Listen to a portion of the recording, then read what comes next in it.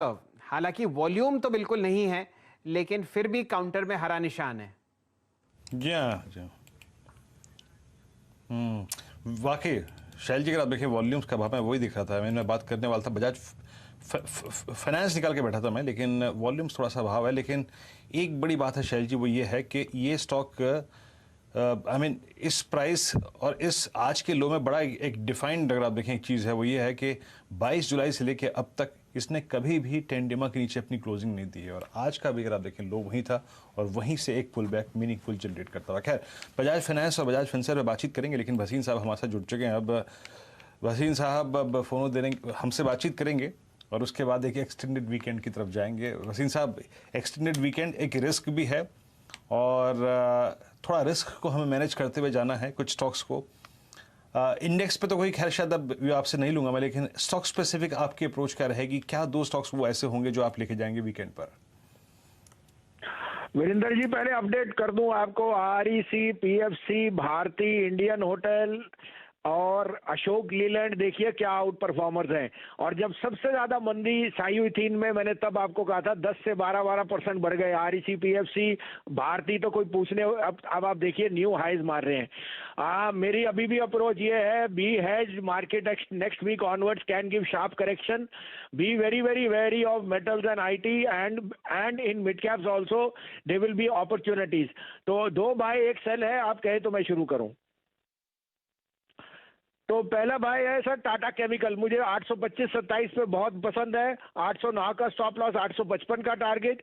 Apollo मुझे बहुत अच्छा लग रहा है 214 पे, 10 का टारगेट स्टॉप लॉस, 222 का टारगेट। और सेल बेचिए 121.22 में, 2380 का स्टॉप लॉस, 116 का टारगेट।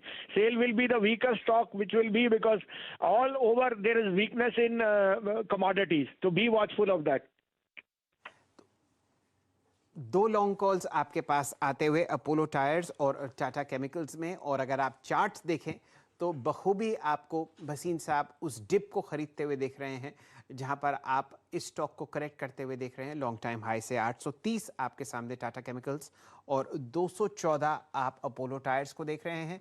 अपोलो टायर्स का अगर आप चार्ट देखेंगे स्क्रीन पर तो यहाँ पर उच्चतम लेवल कुछ समय पहले आपको लगता हुआ दिखा था, लगभग समझ लीजिए 224 रुपये, तो फिलहाल 215।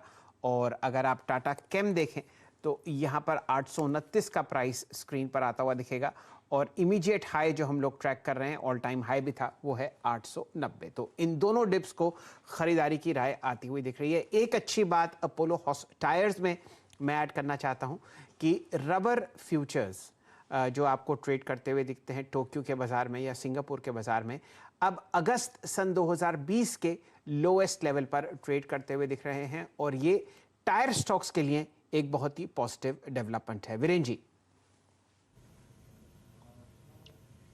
जी टायर स्टॉक्स आपकी स्क्रीन पर देखें, अपोलो टायर्स करीब 214 पे। एक बार डाबर का चार्ट लेके आइएगा, और चंदन तापड़िया हमारे साथ मौजूद हैं। अभी आशीष से डिस्कशन हो रहा था एग्जैक्टली, आप देखें 334 रुपए के प्राइस पे डाबर डे हाई पर आ गया। डाबर की लोअर शेडो इंडिकेट कर रही थी कि ये स्टॉक कुछ करेगा, डे हाई पर आ रहा है, आप देखिए।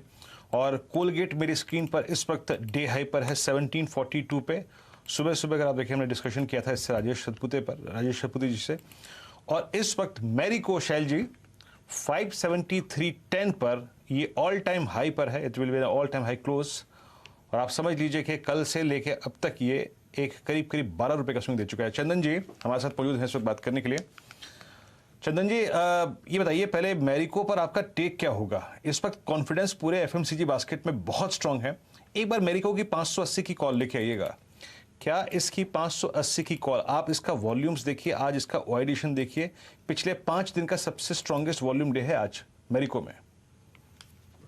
जी वीरू, देखिए हमें एफएमसीजी स्टॉक्स है यहाँ पे काफी अच्छे लग रहे हैं, और इनफैक्ट मेरिको की बात करें तो यहाँ पे काफी अच्छा अट्रैक्शन देखने को मिला है। पिछले 5-6 दिन के कंसोलिडेशन ब्रेकआउट है और नया मोमेंटम यहाँ पे बना है। तो सबसे पहले 500